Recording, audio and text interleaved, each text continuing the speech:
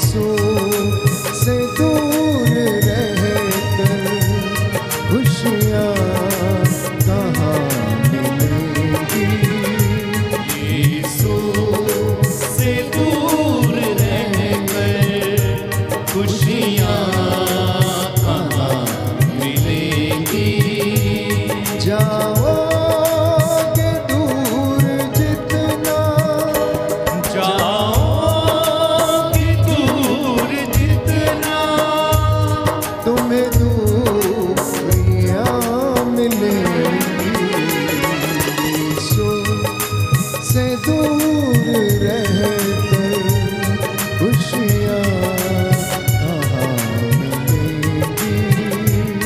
यीशु से दूर रहकर खुशियाँ कहाँ मिलेंगी।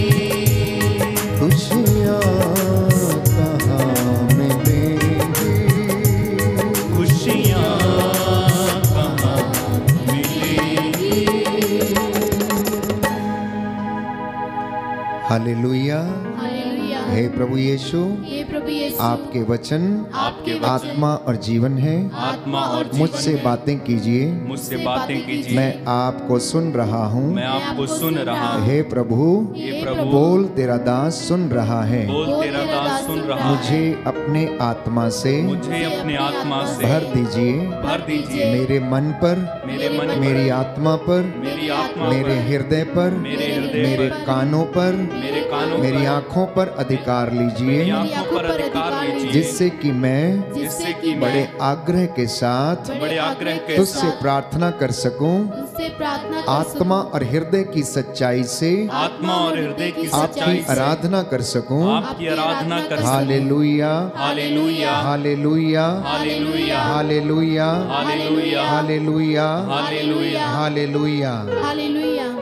प्यारे भाइयों और बहनों, हमारी इस दुनिया में अत्यधिक अशांति है। हमारी इस दुनिया में अत्यधिक अशांति है, दुख है, कष्ट है। हम रोज इस बात को अनुभव करते हैं। लेकिन इतना सब कुछ होने के बावजूद ईश्वर की कृपा नित्य नई होती है। हर सवेरे उसकी कृपा नित्य नई होती है। इसलिए हमने गीत गाया अपने आप को याद दिलाने के लिए कि यीशु से दूर रहकर आप कुछ भी नहीं कर सकते, हम कुछ भी नहीं कर सकते। अगर आपको यीशु के जैसा बनना है, अगर आपको उसकी कृपा को अनुभव करना है, तो हमें उसके साथ रहने की आवश्यकता है। हमारी ये आराधना मात्र औपचारिकता ना हो, परंतु हमारा चित्त, हमारा मन उसमें लगे। प्यारे भाइयों और बहनों, हम आत्मा और हृदय की सच्चाई से उसके साथ जुड़ जाएं। प्रियजनों, कष्ट, अत्याचार का बोलबाला है, शोषण का बोलबाला हमारे आसपास में, हमारी जिंदगी हम देखते अथाह शांति है। लेकिन निराश नहीं होना। प्रभु कहता तेरा जी घबराए नहीं, तू मुझ में विश्वास कर, तू मुझ में विश्वास कर। इसलिए संत पौलुस कहता है, कौन सी चीज हमें उससे अलग कर सकती है? क्या भूख, क्या प्यास, क्या नग्नता, या फिर कोई भी ऐसा कष्ट या दुख या परेशानी, क्या वो हमें प्रभु से दूर कर सकती है? क्या जोखिम या तलवार हमें उससे दूर कर सकती है? नहीं प्यारे भाई और बहनों, जब तक कि हम स्वयं उससे अलग होने की बात नहीं सोचते, हमें कोई भी चीज प्रभु के प्रेम से अलग नहीं कर सकती है। Hallelujah, hallelujah, hallelujah, hallelujah, hallelujah. Hallelujah. हे प्रभु यीशु, हे प्रभु यीशु, मैं विश्वास करता हूँ मैं विश्वास करता आप हूँ मुझसे बातें कर रहे हैं। आप मुझसे बातें कर रहे आपकी हैं। आत्मा आपकी आत्मा इस वक्त इस वक्त मेरे मन पर, मेरे मन मेरे पर, परिवार पर मेरे परिवार पर अधिकार लेने दें। अधिकार लेने, मेरा घर मेरा घर आपकी महिमा से भर जाए, आपकी महिमा से आपके भर जाए, सानिध्य से भर जाए। आपके सानिध्य से भर जाए। Hallelujah, hallelujah, hallelujah. हालेलुया। प्रियजनों, बाइबल कहती है कि ईश्वर से दूर जाने का परिणाम आप समझते हैं? ईश्वर से दूर जाने का परिणाम आप समझते हैं? बाइबल कहती है कि जो भेड़ें अपने गडरिये की आवाज को पहचानती नहीं है, भटक जाती हैं, तो वह शत्रु के द्वारा घायल कर दी जाती हैं।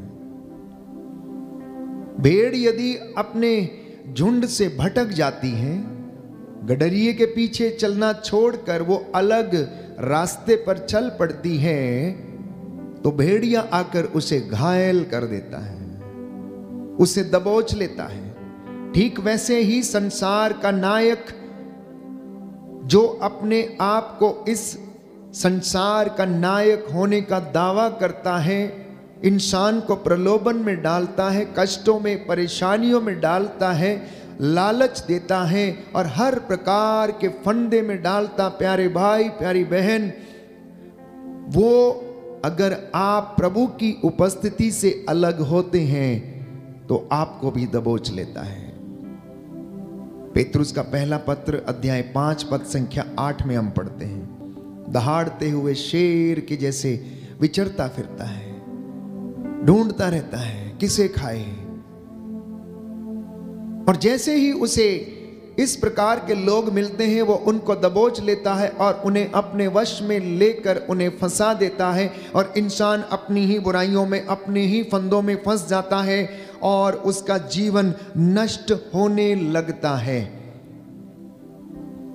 लेकिन यदि आप मसीह में आ गए तो आप नए व्यक्ति बन गए हैं। प्रकाशित वाक्य में हम पढ़ते हैं अध्याय 7 पद संख्या 3 में कि जिन लोगों पर मेमने की मोहर होगी वे लोग बचाए जाएंगे। कहने का मतलब यह है कि जो बपतिस्मा की मोहर को अपने जीवन में ग्रहण करेगा, उसके अनुसार जीवन बिताएगा, उसकी आज्ञाओं को पालन करेगा, अपने जीवन को पवित्र बनाए रखेगा, उसके आने तक वो पवित्रता में जिएगा, प्रियजनों, वो बचा लिया जाएगा। जो यीशु के नाम पर विश्वास करेगा तो मुक्ति पाएगा। जिसके घर में उसके नाम की इबादत है, जो घर उसमें मजबूत है, जो विश्वास पक्की नींव पर टिका हुआ है, वो बचा लिया जाएगा। Hallelujah, hallelujah, hallelujah, hallelujah. Yeshu की स्तुति हो, यीशु की स्तुति यीशु हो, को धन्यवाद, यीशु को धन्यवाद, यीशु की आराधना हो, यीशु की आराधना यीशु की महिमा हो, यीशु की यीशु महिमा को हो, धन्यवाद। यीशु को धन्यवाद। हालेलुया। हालेलुया। तो यदि हम प्रकाशित वाक्य अध्याय 7 पद संख्या 14 पढ़ते हैं तो हमारे वस्त्र मेमने के रक्त से धुलकर श्वेत हो जाएंगे, बाइबल कहती है। प्रकाशित वाक्य अध्याय 7 पद संख्या 14, अध्याय 7 पद संख्या 14 और उससे आगे लिखा है, मैंने उत्तर दिया, महोदय आप ही जानते हैं। और उसने मुझसे कहा, ये वे लोग हैं जो महासंकट से निकल कर आए हैं। इन्होंने मेमने के रक्त में अपने वस्त्र धोकर उजले कर लिए हैं, इसलिए ये ईश्वर के सिंहासन के सामने खड़े रहते और दिन रात उसके मंदिर में उसकी सेवा करते हैं। वह जो सिंहासन पर विराजमान है इनके साथ निवास करेगा। बोलिए आमीन, हालेलुया, हालेलुया। हे प्रभु यीशु, हे प्रभु यीशु, मुझे भी भी यह कृपा प्रदान कीजिए, यह कृपा प्रदान जिससे कि मैं जिससे कि आपके पवित्र लहू से आपके पवित्र लहू से अपने आध्यात्मिक जीवन के अपने आध्यात्मिक जीवन वस्त्रों के को धो सकूं। वस्त्रों को धो हालेलुया, हालेलुया, हालेलुया। हालेलुया। तो प्रियजनों, प्रभु के नाम की मोहर आप पे लगने के बाद आप उसकी चुनी हुई प्रजा के सदस्य बन जाते हैं। इसलिए उसके जैसे मनोभावों को धारण करना और अपनी पुरानी जिंदगी को छोड़कर प्रभु यीशु में कष्ट सहते हुए, क्योंकि अगर हमें पुनरुत्थान का सौभाग्य है तो उसके साथ हमें दुख भोगने का और कष्ट सहन करने का भी वरदान मिला है।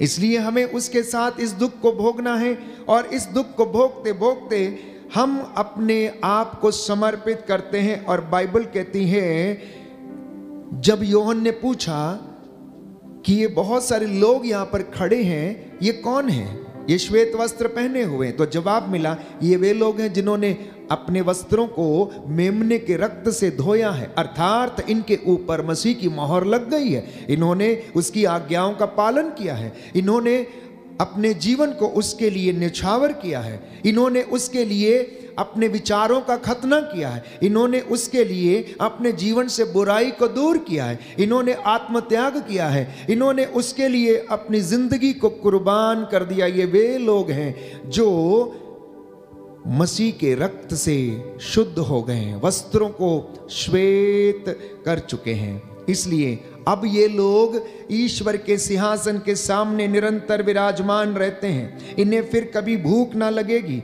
और ना ही कभी प्यास लगेगी। इन्हें ना तो धूप से कष्ट होगा और ना किसी प्रकार के ताप से, क्योंकि सिंहासन के सामने विद्यमान मेमना इनका चरवाहा होगा और इन्हें संजीवन जल के स्रोत के पास ले जाएगा और ईश्वर इनकी आंखों से सब आंसू पोंछ डालेगा। बोलिए आमेन, आमीन, हालेलुया, हालेलुया। हे प्रभु यीशु, हे प्रभु यीशु, मैं विश्वास करता हूँ मैं विश्वास करता आप हूँ हमारे जीवन से आप हमारे हर जीवन प्रकार से के कष्ट, हर प्रकार के कष्ट, आंसू आंसू पोंछ डालेंगे। पोंछ डालेंगे। Hallelujah, hallelujah, hallelujah. हालेलुया। तो प्रियजनों, बाइबल कहती है, रोमियो का पत्र अध्याय 10 पद संख्या 11, जो उसमें विश्वास करता है उसे कभी लज्जित नहीं होना पड़ेगा।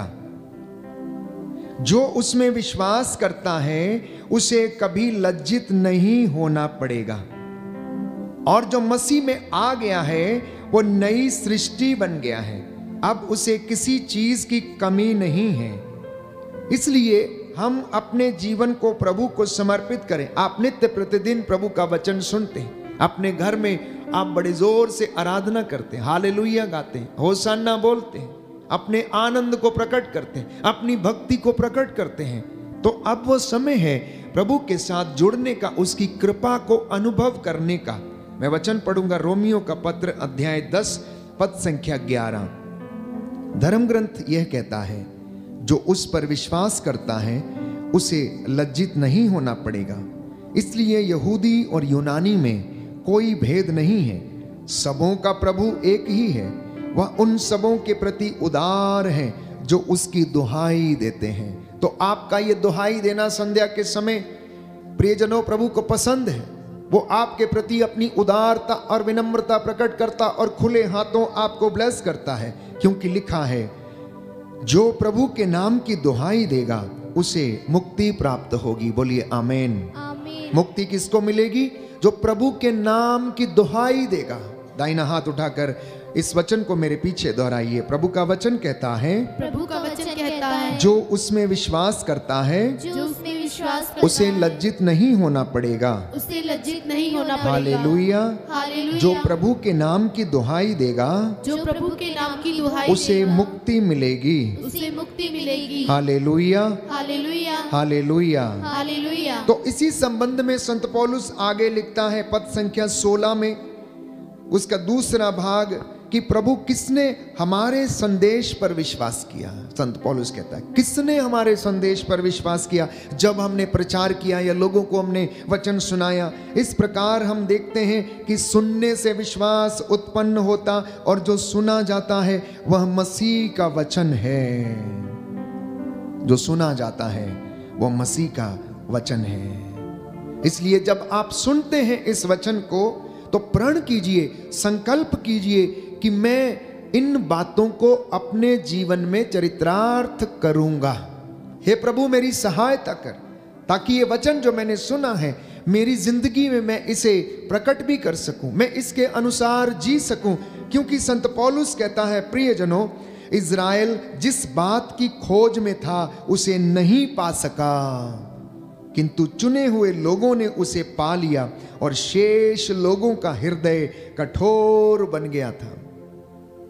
शेष लोगों का हृदय कठोर बन गया था। वे जो चाहते थे पा नहीं सके, क्योंकि उनका विश्वास अधूरा था, उनका विश्वास कच्चा था। जैसा कि धर्म ग्रंथ में लिखा है, ईश्वर ने उनकी बुद्धि को जड़ बना दिया।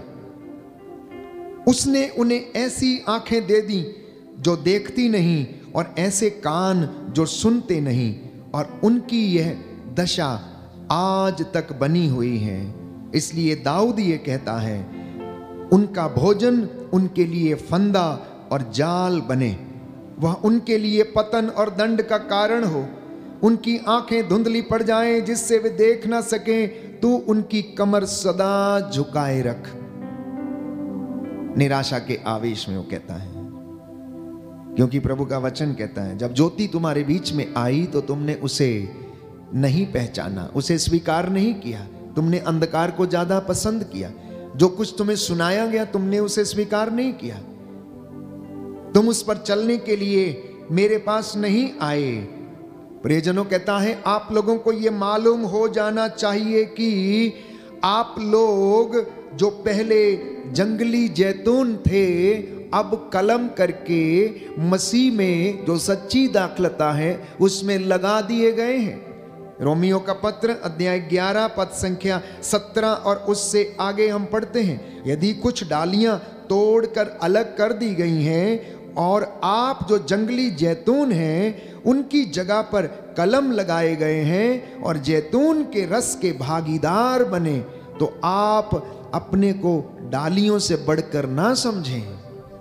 आप अपने को डालियों से बढ़कर ना समझें, बल्कि ईश्वर की कृपा से आप लोग उसके सानिध्य को अनुभव करते रहें। इसलिए प्रभु कहता है जो उसके नाम की दुहाई देगा वह मुक्ति प्राप्त करेगा, जो उसे पुकारेगा उसकी प्रार्थना सुनी जाएगी। रोमियो का पत्र अध्याय 10 पद संख्या 13।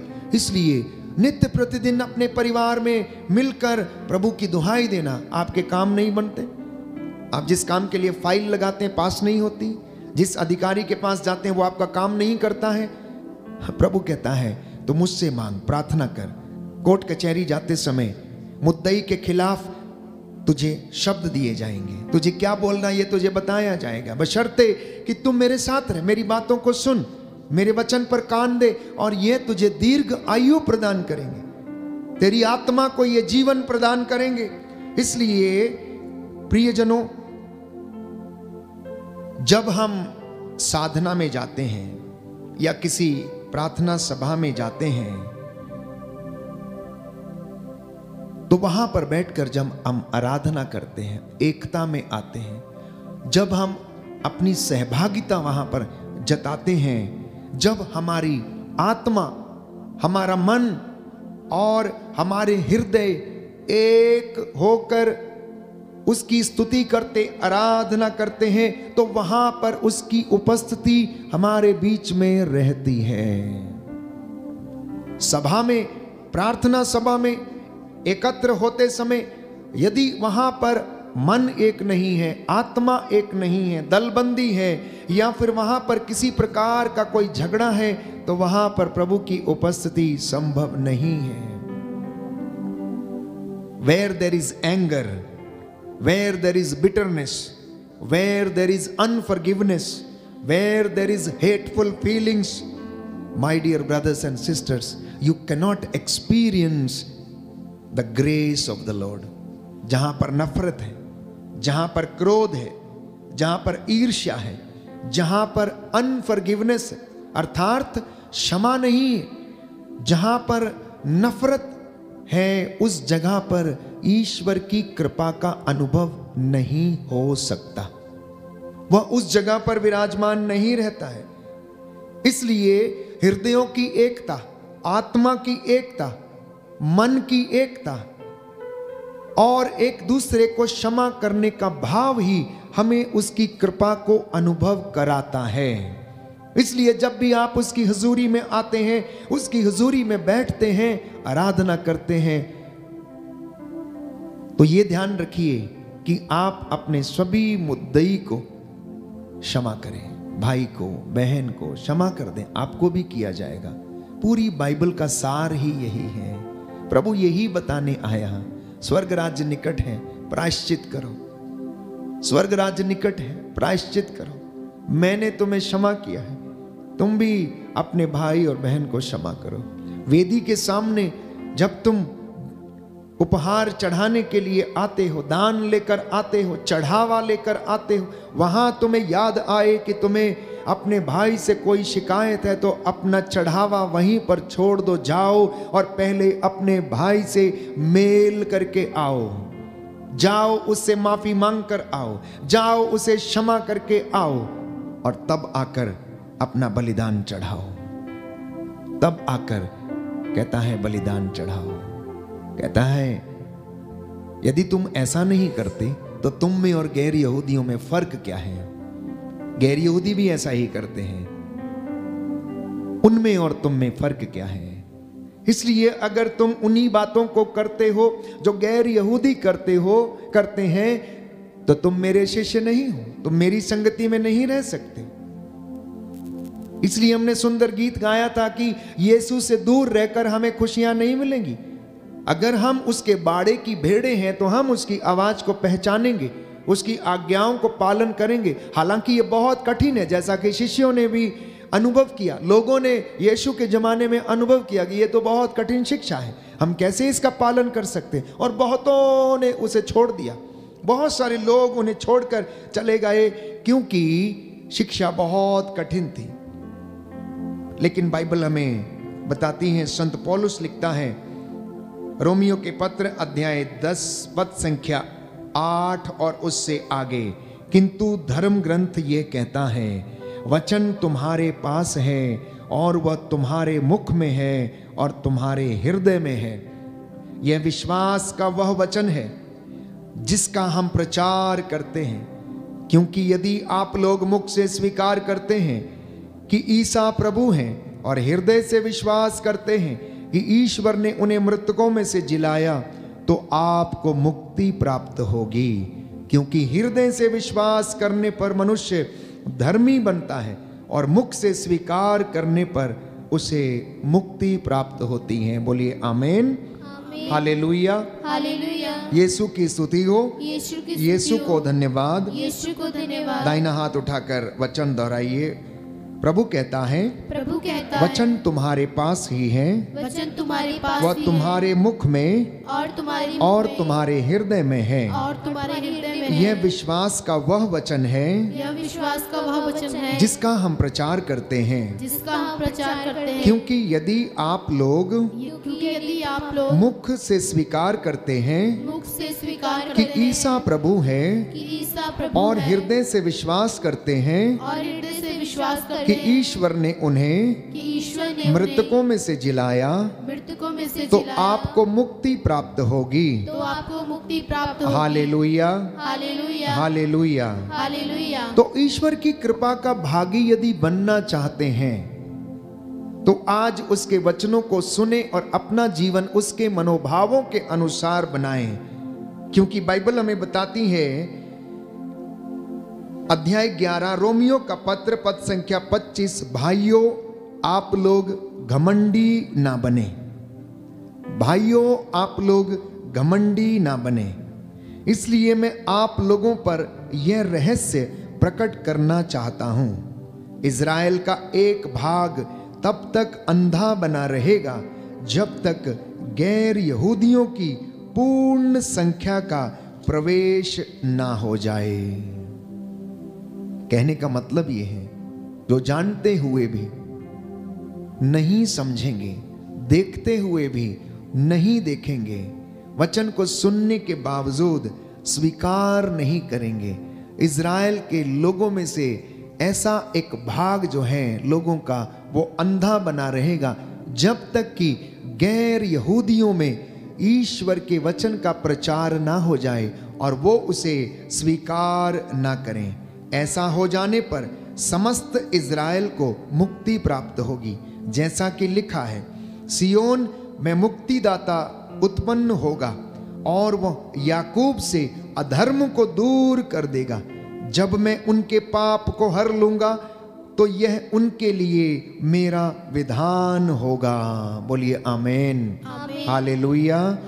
प्रभु का वचन कहता है, प्रभु का वचन कहता जब है, मैं उनके पाप हर लूंगा जब मैं उनके पाप हर तो लूंगा यह उनके लिए मेरा विधान होगा। मेरा विधान होगा। Hallelujah, hallelujah, hallelujah, hallelujah, hallelujah. Hallelujah. इसलिए प्रियजनों, संत पौलुस बार बार पवित्र वचनों के माध्यम से विश्वासियों को, हम सभी लोगों को याद दिलाना चाहता है कि मैं और आप इस संसार के अनुकूल ना बने, बल्कि सब कुछ नई दृष्टि से देखें।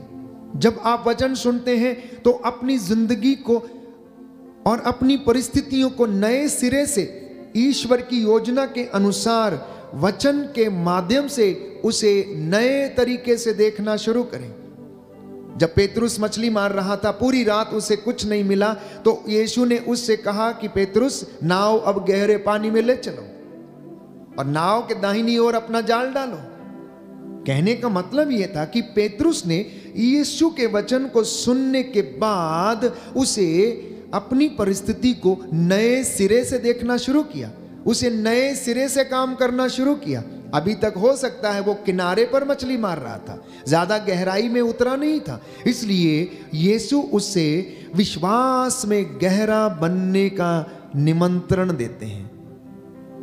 वो इस बात से कि नाव को गहरे पानी में ले चलो, पेतरुस को सिखाना चाहते हैं कि पेतरुस, तुम्हारा विश्वास इतना कमजोर ना हो, वो दृढ़ बने, वो विश्वास में तुम गहराई में उतरो, विश्वास की गहराई में उतरो और वहां पर तुम्हें बहुत सारी चीजें मिलेंगी, बहुत सारे रहस्य तुम्हारे सामने प्रकट होंगे। और ऐसा ही हुआ। पेतरुस का जाल मछलियों से इतना भर गया कि उन्हें अपने साथियों को बुलाना पड़ा कि आओ और हमारी सहायता करो। तो आप जो विश्वासी हैं, केवल भक्त बनकर या विश्वासी बनकर जिंदगी मत गुजार दीजिए, विश्वास की गहराई में उतर कर देखिए, क्योंकि गहराई में जब हम उतरते हैं तो वहां पर बहुत सारे रहस्य खुलते हैं। इसलिए संत पौलुस कहता है कि आप लोग अपना स्वभाव बदल लें।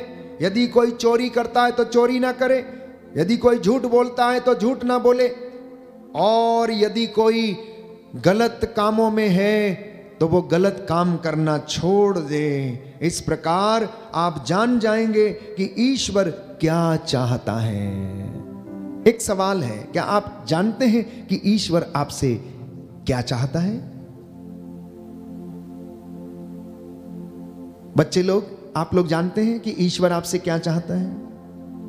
मम्मी पापा, आप लोग जानते हैं कि क्या ईश्वर आपसे क्या चाहता है? मैं समझता हूं कि यदि आप लोग ये जान जाएंगे कि ईश्वर आपसे क्या चाहता है, तो आप प्रलोभन से बचने का पूरा पूरा प्रयास करेंगे, बुराई से बचने का पूरा पूरा प्रयास करेंगे।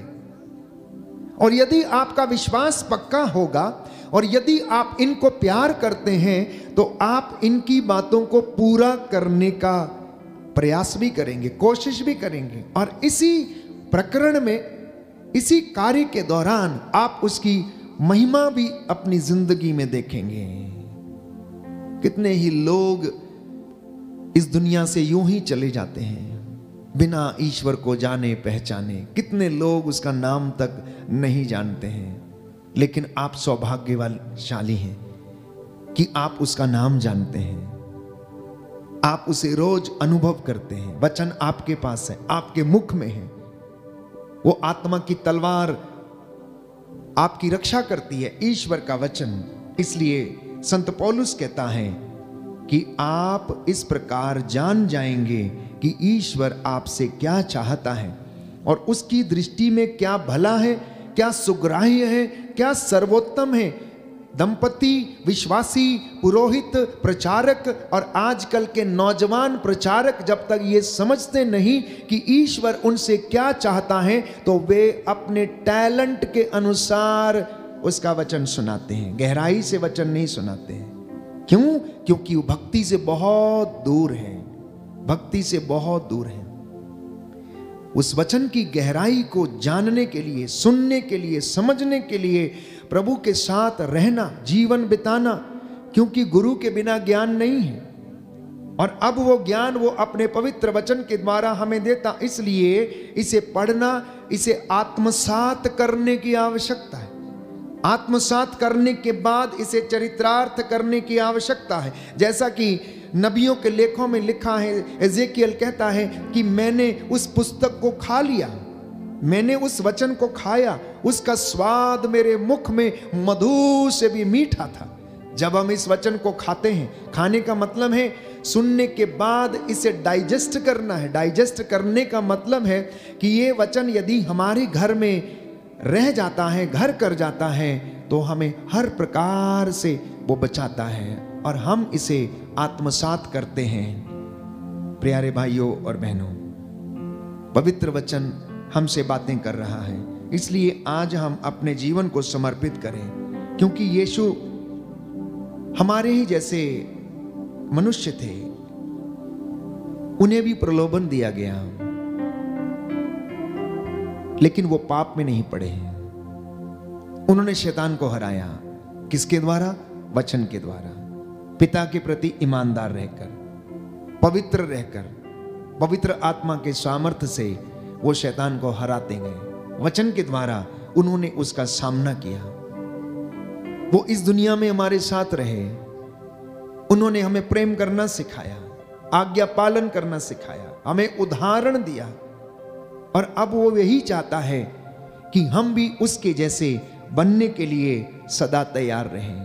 पाप के सामर्थ्य को कुचलने के लिए वो इस दुनिया में आया था, बंधनों को तोड़ने के लिए, बंदियों को रिहा करने के लिए, गूंगों को वाणी, लंगड़ों को पांव देने के लिए वो इस दुनिया में आया। आपके उद्धार के लिए वो इस दुनिया में आया, आपकी मुक्ति के लिए, पापों और श्रापों के बंधनों को तोड़ने के लिए वो इस दुनिया में आया। क्रूस पर अपने दुख भोग मरण के द्वारा उसने शांति की स्थापना की। दुख को सहन करके उसने शांति की स्थापना की। और अब वो प्रभु चाहता है कि मैं और आप दुखी ना हो, हम घबराएं नहीं, हम कष्ट में ना रहें। इसलिए वो हमारे कल्याण की बातें सोचता है। बोलिए आमेन, आमीन, हालेलुया। हालेलुया। मैं नित्य प्रतिदिन आपके साथ वचनों को बांटता हूं और मैं विश्वास करता हूं कि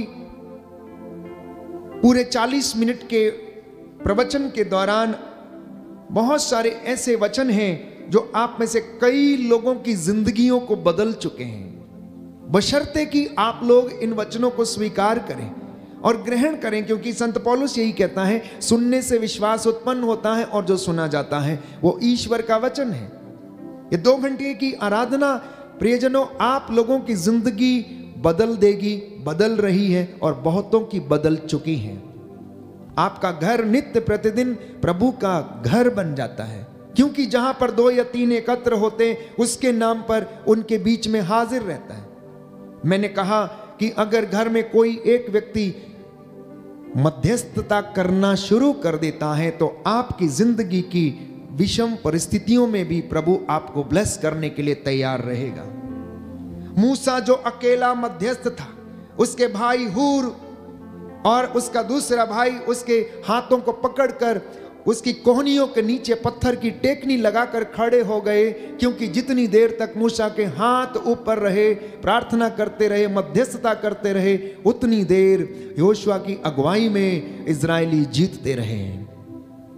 आज यदि आप जीतना चाहते हैं, यदि आप उसमें बढ़ना चाहते हैं, यदि आप उसकी कृपा को अनुभव करना चाहते हैं, तो आपके हाथों को ऊपर रहना होगा, आपके घुटनों को उसके सामने झुकना होगा। और मैं आपको विश्वास दिलाता हूं कि आपकी जिंदगी से हर प्रकार का बंधन टूटेगा और शैतान को आपके सामने से जाना पड़ेगा, क्योंकि पवित्र वचन तो यही कहता है, तुम ईश्वर के अधीन रहो, शैतान का सामना करो और वह तुम्हें छोड़कर भाग जाएगा। बोलिए आमेन। दाहिना हाथ उठाकर वचन दोहराइए, हालेलुया। हालेलुया। पवित्र वचन कहता है, पवित्र वचन कहता है, ईश्वर के अधीन रहो, ईश्वर के अधीन रहो, शैतान का सामना करो शैतान का सामना करो और वह शीघ्र ही शीघ्र तुम्हें छोड़कर भाग जाएगा। तुम्हें छोड़कर भाग हालेलुया, जाएगा। Hallelujah, hallelujah, hallelujah, hallelujah. Hallelujah. तो प्रियजनों, परमेश्वर हमसे वादा करता है कि तुम निडर होकर उसका सामना करो, तुम मेरे पास आओ, तुम मेरे अधीन रहो, किसी प्रकार का लोभ, लालच, ईर्ष्या, घमंड तुम्हारी जिंदगी में ना हो। और देखो मैं तुम्हें ब्लेस करता हूं। वो शांति स्थापित करने के लिए आपकी जिंदगी में आता है, रहता है। जब भी आप उसे पुकारते हैं वो हाजिर हो जाता है। तो मैंने कहा, आज इंसान की जिंदगी में बहुत सारे कष्टों के कारण, चिंताओं के कारण, परेशानियों के कारण, कुकर्मों के कारण अशांति बनी रहती है। इंसान अपने घर में, परिवार में अशांति को महसूस करता है, लेकिन परमेश्वर आज आपसे वादा करता है कि मैं तेरे देश में शांति बनाए रखूंगा। लेवी ग्रंथ अध्याय 26 पद संख्या 6 पवित्र वचन कहता है, प्रभु ने कहा कि मैं तेरे देश में शांति बनाए रखूंगा। आपका देश मनोहर देश, आपका अपना घर, आपका अपना समाज, अपना शहर, अपनी कलीसिया, ये तमाम प्रभु की आशीष से वंचित ना रहेंगे, क्योंकि वो आपसे वादा करता है कि मैं देश भर में शांति बनाए रखूंगा, जिससे तुम निर्भय होकर सुख की नींद सो सको। निर्भय होकर सुख की नींद सो सको। बोलिए आमेन। आमीन। दाहिना हाथ उठाकर वचन दोहराएंगे। लेवी ग्रंथ लेवी ग्रंथ अध्याय 26 अध्याय पद 26 संख्या 6। पद संख्या 6। प्रभु कहता है प्रभु कहता मैं है, देश भर में मैं देश शांति भर में बनाए रखूंगा, शांति बनाए रखूंगा, जिससे निर्भय होकर जिससे निर्भय होकर तुम सुख की नींद सो सको। तुम सुख की नींद सो हालेलुया, सको। Hallelujah hallelujah. हालेलुया। स्तोत्रकार कहता है स्तोत्रकार कहता है, अध्याय 29 अध्याय पद 29 संख्या 11। पद संख्या 11। प्रभु अपनी प्रजा को प्रभु अपनी प्रजा बल को प्रदान करेगा। बल प्रदान करेगा। प्रभु अपनी प्रजा को प्रभु अपनी प्रजा शांति का आशीर्वाद देगा। शांति का आशीर्वाद देगा। हे प्रभु यीशु, हे प्रभु यीशु, मेरे परिवार को मेरे परिवार शांति को का आशीर्वाद प्रदान कीजिए। शांति का आशीर्वाद प्रदान हालेलुया, कीजिए। Hallelujah hallelujah. हालेलुया। बाइबल ऐसे तमाम प्रतिज्ञाओं से भरी हुई है जो परमेश्वर ने आपके और मेरे साथ की, जो हमारे पूर्वजों के साथ उसने प्रतिज्ञाएं की हैं। स्तोत्र संख्या 103 पद संख्या 5 में लिखा है, वह जीवन भर तुझे सुख शांति प्रदान करता और तुझे गरुड़ की तरह चिरजीवी बनाता है। जीवन भर कहता है सुख शांति प्रदान करता है। शांति किसे नहीं मिलती जानते हैं? बाइबल इसके विषय में कहती है, यशायाह नबी का ग्रंथ अध्याय 48 पद संख्या 22, कुकर्मियों को शांति नहीं मिलती है, वे अपने कर्म की सजा भुगतते हैं। बाइबल इस बात को स्पष्ट करती है कि जो शांति से वंचित हैं वो इसलिए क्योंकि उनके कर्म अच्छे नहीं हैं। Book of Isaiah chapter 48 verse 22 लिखा है, कुकर्मियों को शांति नहीं मिलती। जो गलत काम करते हैं उन्हें शांति नहीं मिलेगी। कभी कभी लोग अपने जीवन में अपने जीवन के मूल्यों से समझौता कर लेते हैं, घूस लेते हैं, अनेक प्रकार के बुरे कार्य करते हैं। इसलिए प्रियजनों, प्रभु आमंत्रित करता है, लौट आओ बेटे, मेरे पास लौट आओ। आत्मा और हृदय की सच्चाई से तुम मेरे पास रहो, मैं तुम्हें आशीर्वाद प्रदान करूंगा। प्रियजनों, बुराई पाप हमारी शांति को छीन लेता है। घर में यदि पाप है, यदि बुराई है, यदि चोरी है, यदि नशा है, ये घर की शांति को छीन लेंगे। दाम्पत्य जीवन में यदि पारदर्शिता नहीं है, ट्रांसपेरेंसी नहीं है, प्रेम नहीं है, तो उस दंपति के जीवन में शांति नहीं रहेगी। पति पत्नी के जीवन में शक शुबा है तो उनके जीवन में शांति नहीं रहेगी। इसलिए आज संत पौलुस याद दिलाता है, आप लोग अपना स्वभाव बदल लें। आप लोग अपना स्वभाव बदल लें, प्रभु के पास लौट कर चले आए, अपने आप को उसके पवित्र लहू से धो लीजिए, अपने आप को वॉश कीजिए। Wash yourself with the precious blood of the lamb. Yeshu के पवित्र सामर्थी लहू से अपने आप को धो लेना और वो आपको आशीष प्रदान करेगा। प्यारे भाइयों और बहनों, आपको मुक्ति प्रदान करेगा, आपके घरों को वो उन्नति प्रदान करेगा, आपके घर के आंगनों की शोभा बढ़ाएगा, आपके बच्चे दुर्दिन नहीं देखेंगे, आप घर बनाएंगे और उसमें निवास करेंगे, आप दाखवारियां लगाएंगे और आप उसके फल खाएंगे। यही तो बाइबल कहती है, यही तो वो वादा करता है। इसलिए नौजवान बेटे और बेटियां, आप लोग जान लीजिए, आप प्रभु के प्रति ईमानदार रहिए। जवानी के दिनों में आप अपने सृष्टिकर्ता को मत भुलाइए और वो आपको बुढ़ापे तक आशीर्वाद प्रदान करेगा। आइए हम प्रार्थना करेंगे। प्रभु, आज के इन वचनों के द्वारा हमें आशीष प्रदान कर, ये सुंदर वचन जो प्रभु आपने अपने दास के माध्यम से इन बच्चों के साथ साझा किए हैं, इनके द्वारा इनके जीवन में शांति आ जाए, चंगाई आ जाए। प्रभु, तू इनके घरों में, इनके समाज, इनके देश और कलीसिया में शांति बनाए रख और इन्हें बरकतों से भर दे। आमीन।